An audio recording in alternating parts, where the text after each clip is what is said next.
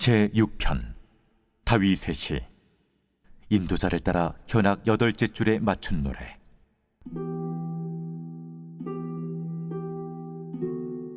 여호와여, 주의 분노로 나를 책망하지 마시오며 주의 진노로 나를 징계하지 마옵소서. 여호와여, 내가 수척하였사오니 내게 은혜를 베푸소서. 여호와여, 나의 뼈가 떨리오니 나를 고치소서. 나의 영혼도 매우 떨리나이다. 여호와여, 어느 때까지니까? 여호와여, 돌아와 나의 영혼을 건지시며 주의 사랑으로 나를 구원하소서. 사망 중에서는 주를 기억하는 일이 없사오니 스올에서 주께 감사할 자 누구리이까? 내가 탄식함으로 피곤하여 밤마다 눈물로 내 침상을 띄우며 내 요를 적시나이다. 내 눈이 근심으로 말미암아 쇠하며 내 모든 대적으로 말미암아 어두워졌나이다. 악을 행하는 너희는 다 나를 떠나라. 여호와께서 내 울음소리를 들으셨도다. 여호와께서 내 간구를 들으셨으며 여호와께서 내 기도를 받으시리로다. 내 모든 원수들이 부끄러움을 당하고 심히 떨며 갑자기 부끄러워 물러가리로다.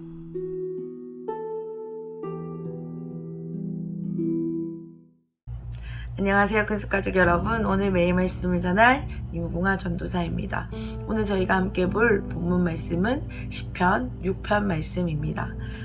저희가 어제까지 베드로후서 말씀을 묵상했습니다. 그리고 오늘은 시편 6편을 묵상하게 될 텐데요. 하나님이 오늘도 이 말씀을 통해 우리에게 주시고자 하는 메시지가 분명히 있는 것 같습니다. 시편 6편 본론으로 들어가기 이전에 이 시편 6편을 이해하기 위한 제가 몇 가지 설명을 드리고 오늘 본격적인 본문을 함께 묵상하면 좋을 것 같습니다. 먼저 첫 번째로는 이 시편 6편이 회개의 시라는 것입니다. 이 시편 6편은 시편 150편 중에 7개의 회개의 시 중 하나입니다. 6편, 32편, 38편, 51편, 102편, 130편, 143편 이 총 7개의 회개의 시 중 가장 먼저 등장하는 회개의 시입니다. 그리고 또 두 번째로는 이 시편 6편은 노래죠. 연주하는 노래죠. 그래서 이 시편 6편 가장 위에 보면 설명이 이렇게 되어져 있습니다. 다윗의 시, 인도자를 따라 현악 8째 줄에 맞춘 노래라고 설명이 되어져 있죠. 그런데 여기서 현악 8째 줄이라는 것은 스미닛이라고 표현하는데요. 이것이 뭐냐면 음악적 기호입니다. 가장 낮은 음으로 연주하세요 이 말이에요. 그러니까 이 부분을 정리해보면 이 시가 지금 얼마나 무거운 분위기, 얼마나 삼엄한, 얼마나 이렇게 처절한 아주 무거운 분위기의 노래, 이 시임을 이 설명을 통해 우리는 알 수 있습니다. 다윗이 이 시를 언제 썼는지 우리가 정확하게 알 수는 없지만 우리가 아는 다윗의 삶을 돌아볼 때에 아주 고난이 많은 삶이었다는 것을 알고 있죠. 그러니까 이 다윗이 얼마나 힘든 마음으로 괴로워하며 이 시를 썼는지 이 곡의 분위기조차도 설명해주고 있는 것입니다. 세 번째로는 이 시편이 크게 두 단락으로 나눠볼 수 있습니다. 먼저 첫 번째는 방금 말씀드린 이 분위기의 내용이죠. 1절부터 7절까지는 아주 절절한 이 다윗의 심정, 아주 괴로운 심정이 담겨있는 내용이 있습니다. 그런데 8절부터 10절까지는 완전히 반전된 내용이 또 이어집니다. 그러니까 이 다윗의 절절한 고통의 내용 뒤에 어떻게 반전이 일어나는지 오늘 이 시편 6편 속에 담겨 있습니다. 이 다윗의 시를 우리가 구체적으로 읽어보겠지만 우리의 삶에도 수많은 어려움, 질병, 재정의 문제, 역경, 또 마음의 문제, 많은 어려움들이 있죠. 그래서 이 다윗이 고백한 것처럼 뼈가 떨리는 듯한 순간들이 우리의 삶에도 많이 있습니다. 그런데 오늘 이 다윗의 시 7절까지와 8절, 10절이 제가 완전 반전된다고 말씀드렸는데 이 다윗의 시를 보면서 어떻게 다윗이 이러한 어려움 가운데 반응하는지, 그래서 어떠한 반전이 이렇게 일어나는지를 우리가 함께 묵상하면서 우리의 삶에도 이러한 반전을 가져오는 오늘이 되시기를 간절히 축복드리면서 오늘 말씀을 시작하도록 하겠습니다. 아멘. 아멘입니다. 1절부터 제가 다시 읽어보겠습니다. 여호와여 주의 분노로 나를 책망하지 마시오며 주의 진노로 나를 징계하지 마옵소서. 아멘. 다윗이 지금 굉장히 어려운 중에 있습니다. 그런데 다윗이 아마 주님이 지금 나를 징계하고 계셔라고 여기는 것 같습니다. 이 다윗이 실제로 징계를 받고 있는 중인지 아니면 다윗이 그렇게 생각하는 건지 우리가 정확하게 해석할 수는 없지만 어쨌든 이 다윗의 1절의 고백을 보면 다윗이 징계하지 말아달라고 여기는 이렇게 고백하는 것을 볼 때 자신의 삶이 굉장히 지금 징계 속에 있다라고 여기고 있는 것 같습니다. 우리가 내 삶이 지금 하나님 나를 징계하고 있어, 하나님 나를 벌하고 있어 라고 느껴질 때에 우리 마음이 어땠습니까? 굉장히 괴롭고 절망적이고 다 포기하고 싶죠. 아마 다윗도 그런 절절한 마음이 있었던 것 같습니다. 그런데 오늘 제가 이 말씀을 읽으면서 하나 붙들게 되었던 것이 무엇이냐면 하나님의 진짜 징계는 바로 내버려 둠이라는 것이 생각났습니다. 하나님이 진짜 징계하실 때는 내버려 두시죠. 간섭하지 않으십니다. 그런데 지금 다윗이 징계라고 여겨지는 어떤 삶의 어려움을 통해 하나님을 붙드는 것을 보았을 때 이것은 진짜 징계라기보다는 하나님이 지금 다윗에게 기회를 주시고 있구나라는 묵상이 되어졌습니다. 혹시 다윗처럼 지금 우리 삶에 징계로 여겨지는 사건들, 정말 하나님 나한테 왜 이렇게 벌하시는 거야 라고 여겨지는 순간들이 있으십니까? 그것은 제가 100% 확신하지는 못하겠지만 하나님이 우리에게 주시는 기회라고 믿고 싶습니다. 하나님 그것이 우리를 벌하고자 하시는 것이 아니라 하나님 우리에게 지금 기회를 주시는 것, 다시 하나님을 붙들 수 있도록 하나님이 우리를 콜링하시는 그 부르심이 아닐까라고 묵상되어졌습니다. 그렇게 우리가 믿고 우리가 계속해서 말씀을 보겠습니다. 2절입니다. 여호와여 내가 수척하였사오니 내게 은혜를 베푸소서. 여호와여 나의 뼈가 떨리오니 나를 고치소서. 아멘. 다윗이 지금 자신의 상태를 고백하고 있습니다. 뭐라고요? 수척하였다고, 그리고 뼈가 떨린다고 이야기하고 있습니다. 수척이라는 말의 뜻이 무엇이냐면 수라는 단어도 말랐다, 척이라는 단어도 말랐답니다. 그러니까 마를 대로 말라버린 상태가 바로 수척하였다라는 말입니다. 그런데 성경에서 지금 오늘 다윗의 시에서 수척이라고 말할 때에는 단순히 몸이 말랐다, 물론 몸도 말랐죠. 너무 괴로워서 정말 어떤 질병 속에서 몸이 말랐을 수도 있습니다. 그런데 그게 전부라기보다는 거기다가 힘, 정력, 풍요로움, 그러니까 희망, 모든 좋은 것들이 사라진 상태가 바로 수척했다라고 표현하는 것입니다. 그러니까 한마디로 정리하면 모든 삶의 의욕을 떨어뜨리는 일만 가득한 거죠. 그래서 마를 대로 말라버렸습니다. 우리가 또 하나 이 2절을 읽으면서 알아야 될 개념은 그 당시 히브리인들의 문화입니다. 뒤에 이 말씀을 보면 뼈가 떨린다라고 이 뼈를 이야기하고 있는데요. 그 당시 히브리 사람들의 문화는 모든 힘의 원천이 뼈에서 나온다고 생각했습니다. 그러니까 지금 이 뼈가 떨린다는 것은 수척하다는 말과 짝을 이뤄서 생각해 본다면, 그러니까 모든 힘의 근원, 모든 좋은, 모든 풍요로움, 모든 희망이 사라져버리는, 흔들려버리는 상태가 지금 되었다라고 말하는 것이죠.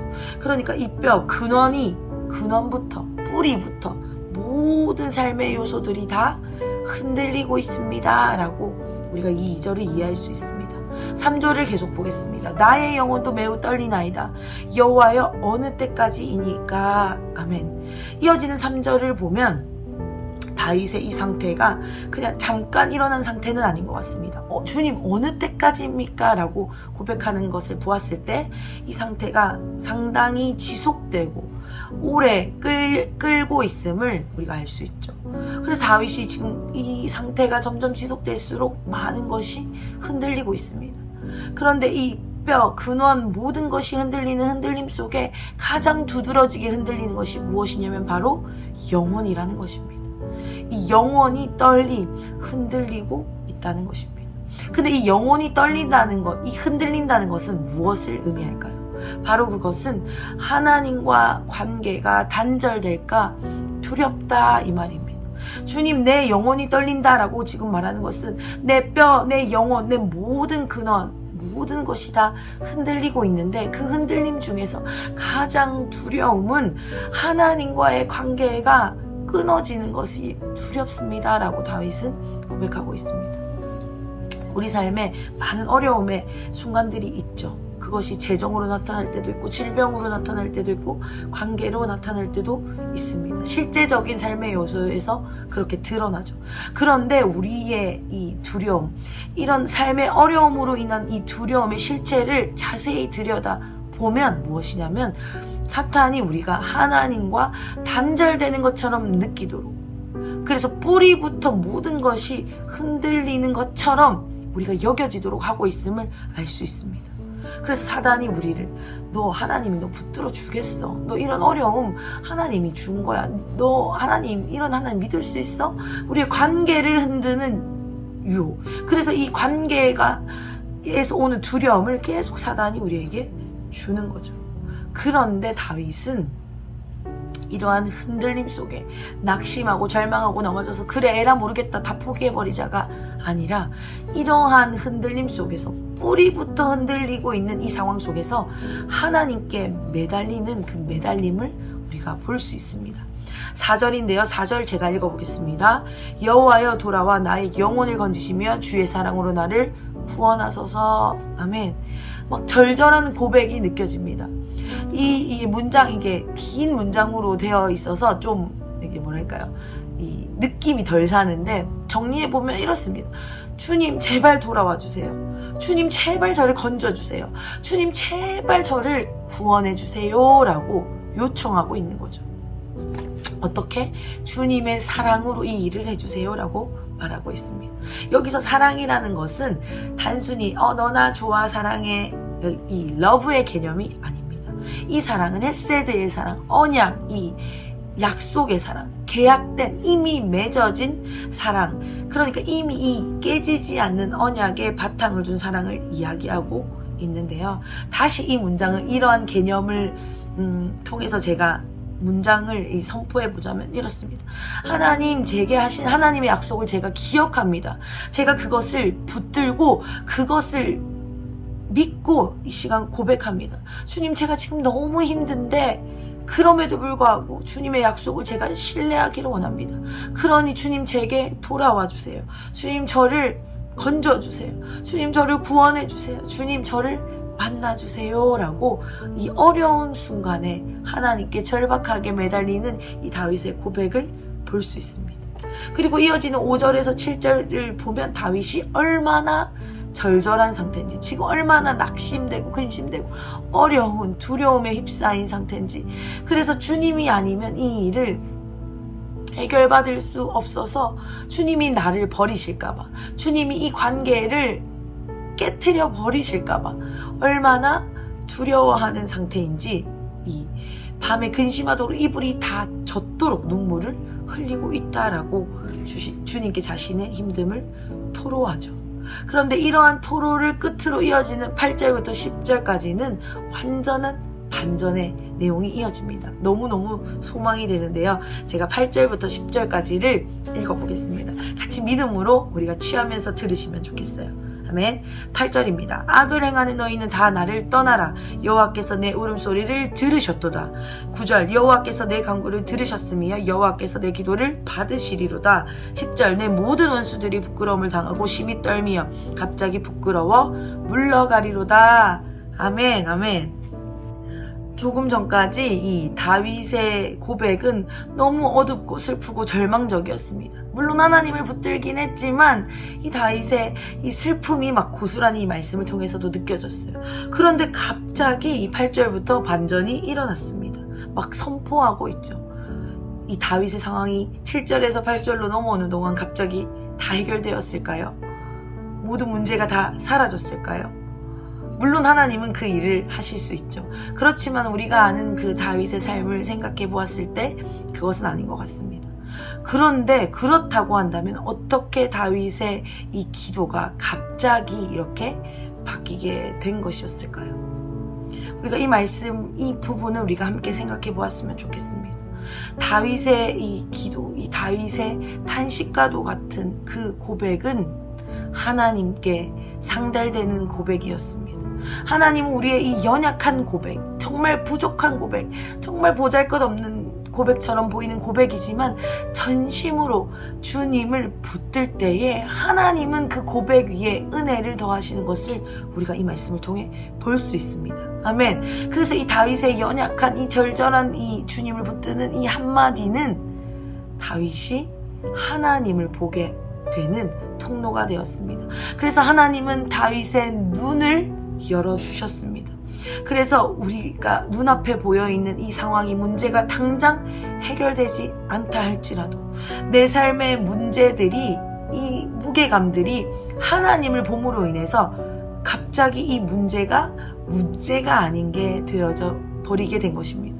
그래서 분명히 문제가 있는데 이 상황이 해결돼서 지금 이렇게 고백할 수 있는 것이 아니라 여전히 내 삶에 수척함, 뼈가 흔들리는 어려움이 있긴 하지만 그것들이 아무것도 아닌 것처럼, 왜냐하면 하나님이 너무 크시기 때문에 그 문제가 작은 것처럼 여겨지게 되므로 평안이 찾아온다라는 것입니다. 아멘. 이 다윗의 절절한 연약하지만 주님을 붙드는 이 기도 강구는 하나님과 다시 연결되게 하였습니다. 그리고 그 연결됨은 말할 수 없는 평안과 안정감을 다윗에게 허락했고, 그 시간들을 통해서 이 근원부터 흔들리던 그 흔들림이, 그리고 그 두려움이, 하나님과 끊어질까 여겼던 두려움이 자유함으로, 연결됨으로, 든든히 서가는 그 안정감으로 다시 연결되게 된 것입니다. 그래서 다윗이 뭐라고 10절에는 심지어 고백하냐면, 내 뼈가 흔들렸다고 했던 고백에서 이제는 내 원수들이 두려워 떨게 될 것이다 라는 이러한 담대한 고백을 할 수 있게 되는 것입니다. 아멘. 사랑하는 큰숙가족 여러분, 우리의 삶에도 이 다윗의 삶처럼 많은 흔들림이 있습니다. 고난이 있습니다. 그래서 우리가 수척해지는, 뼈가 흔들리는 것 같은, 영혼의 떨림과 같은 일들, 또 순간들, 마음들이 많이 있습니다. 그런데 그 고난이 없어지지 않는다고 해서, 문제가 해결되지 않는다고 해서 그냥 낙심하고 주저앉아 있어서는 안 됩니다. 오늘 다윗을 보면 그러한 순간에도 주님을 붙들었습니다. 그 기도가 너무, 주님 내가 지금 밤마다 잠도 못 자고 너무 괴로워서 눈물이 이 이불에 다 적셨습니다. 이렇게 말하는 이 주님을 어쩌면 막 얼마나 내가 힘든지 좀 보세요라고 투정같이 여겨지는 이 기도라고 할지라도 주님을 붙드는 이 붙듦이 해결의 시작임을 오늘 말씀을 통해서 우리는 볼 수 있습니다. 사단은 끊임없이 우리에게 말합니다. 제가 앞서 말씀드린 것처럼 관계의 단절, 너희는 끝났어, 하나님 너희 이제 버렸어, 너 이렇게 잘못했잖아, 이렇게 문제가 많잖아, 하나님 더 이상 간섭하지 않을 거야, 하나님 너희를 버렸어, 하나님 너희한테 지금 화났어, 진노하고 있어. 사단은 끊임없이 하나님과의 우리의 사이를 갈라놓는 유혹의 말들을 합니다. 그러나 오늘 시편 6편을 통해 하나님이 우리에게 말씀하시는 것은, 내가 너희의 울음소리를 들었다, 기도를 받았다, 두려워 떨게, 원수는 두려워 떨게 될 것이라고 우리에게 이 말씀을 주시는 것 같습니다. 이것은 완결형의 문장입니다. 이미 그렇게 된 상황으로 바뀐 것이 아니지만 그렇게 될 거라는 믿음으로 하는 이 고백이고 기도인 것입니다. 하나님은 그리고 마침내 이 기도처럼 실제로 이 일들을 행하실 것입니다. 아멘. 이것은 우리의 연약한 기도로부터 시작됩니다. 우리의 상황과 문제가 해결될 때 이 일이 시작되는 것이 아니라 우리의 연약한 기도로 우리의 눈이 열릴 때, 하나님이 우리의 기도를 사용하여 일하실 때 우리의 모든 어려움, 우리의 모든 무게, 우리의 모든 떨림은 안정감으로, 평안함으로 바뀌게 될 것입니다. 아멘. 왜냐하면 이 말씀처럼 하나님은 우리를 약속의 사랑으로 붙들고 계시기 때문에 우리가 그 약속을 붙들고 지금 내 눈앞에 변화가 일어나지 않는다고 할지라도 그 약속을 붙들고 기도할 때 우리는 반드시 그 일을 만나게 될 것이고, 그리고 그 이전에 이미 우리는 그 일을 경험한 것처럼 완전한 해결을 만난 사람처럼 평안히 무게감 없이 누리게 된다는 것입니다. 아멘. 로마서 8장 31절에 이 말씀이 있습니다. 그런즉 이 일에 대하여 우리가 무슨 말을 하리요? 만일 하나님이 우리를 위하시면 누가 우리를 대적하리요? 아멘. 하나님은 지금도 우리를 위해 일하고 계십니다. 지금도 우리의 눈을 열어 하나님을 보게 하고 계십니다. 우리의 어려움이 아니라 하나님을 보도록, 우리의 상황의 해결이 아니라 그 모든 문제의 주관자이신 하나님을 의지함으로 나의 무게감을 내려놓는 일들을 하나님이 지금도 우리에게 작업하고 계십니다. 사랑하는 근숙가족 여러분, 오늘 우리 기도를 회복했으면 좋겠습니다. 기도로 이 일이 시작됩니다. 기도로 우리의 마음에 평안함이 찾아옵니다. 그런데 우리가 생각하는 기도는 너무 거창하고 어렵기 때문에 시도하지 않습니다. 그런데 오늘 이 다윗의 기도를 보면서 용기를 냈으면 좋겠습니다. 그냥 우리의 있는 심정 그대로 절절한 절박한 심정을 가지고 그냥 주님께 나아가는 것, 그것이 바로 기도입니다. 뭔가 큰 거룩한 그리고 오래 무언가를 해야 된다고 생각하니까 우리가 너무 무게감이 있어서 시도조차 하지 못하는데요, 다윗처럼 그냥 주님 앞에 엎드려서 주님 저 너무 힘들어요, 주님 저 너무 괴로워요, 주님 저 그래서 잠도 못 자요, 주님 그래서 주님이 필요해요, 주님 저를 외면하지 말아주세요 라고 하는 것이 우리의 진짜 기도의 시작일 줄 믿습니다. 그러한 일들, 그래서 우리 안에 눈이 열리는 일, 하나님을 보게 되는 일이 이 연약한 고백으로 오늘 시작되시기를 제가 이 시간 예수 그리스도의 이름으로 선포합니다. 아멘. 오늘 이러한 일들이 우리에게 일어나게 될 것입니다. 제가 기도하겠습니다. 하나님 감사합니다. 주님이 계셔서 너무 좋습니다. 우리의 모든 상황과 환경과 어려움들이 해결되지 않아도 해결된 것보다 더 기쁜 기쁨으로 살아갈 수 있는 것이 하나님의 자녀된 특권이라는 것이, 그 사실을 우리가 알게 됐다는 것이 너무 기쁘고 감사합니다. 물론 우리의 삶에 앞으로 많은 어려움의 순간들이 있을 것이고 오늘도 있겠지만 주님, 우리가 이 비밀을 알았사오니 이제 오늘 주님과 함께 날아오르는 기쁨으로, 평안함으로, 안정감으로 오늘 하루를 살겠습니다. 주님, 우리에게 은혜를 내려주십시오. 주님, 이 연약한 고백 위에, 이 한 자락 기도 위에 주님 은혜를 부으셔서 우리의 삶에 이러한 일들이 시작되도록, 특별히 다른 날이 아니라 오늘 지금 이 순간 바로 시작되도록 예수 그리스도의 이름으로 선포하노니 역사하여 주시옵소서. 하나님, 우리의 가정과 우리의 일터와 우리의 모든 속한 공동체와 장소, 시간, 공간 위에 하나님 이 일을 시작하여 주시옵소서. 우리의 기도를 듣고 기뻐하시는 주님, 우리의 눈을 열어주시길 원하시고 기다리시는 주님, 우리가 주님께 우리의 절박함을 가지고 나아가오니 주님 우리를 붙들어 주시옵소서. 우리의 눈을 열어 주시옵소서. 이 일을 행하실 주님을 기대합니다. 찬양합니다. 예수님의 이름으로 기도드렸습니다. 아멘. 오늘 바로 시작될 것입니다. 화이팅!